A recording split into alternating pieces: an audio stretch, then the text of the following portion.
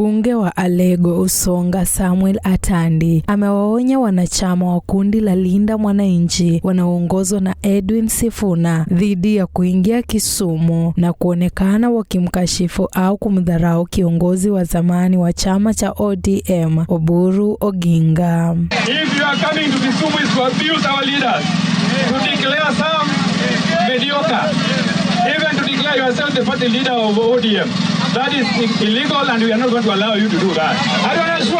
Atandi amesisitiza kwa wageni hao wanapaswa kuja na ajenda elekezi inayolenga maendeleo ya eneo la Kisumu na kuepusha siasa za kuchochea chuki, badala yake kuleta vurugu au mauaji ya maneno dhidi ya viongozi wa hapo. Mbunge Atandi amewataka wakazi wa Kisumu kuwa na amani na kuacha siasa zibaki za heshima, akisema mkoa wa Nyanza ni nafweri wa umoja na maendeleo, si vurugu. I want to plead to the people in Kisumu that despite the political differences, let us remain peaceful. Let us remain peaceful. Let us welcome.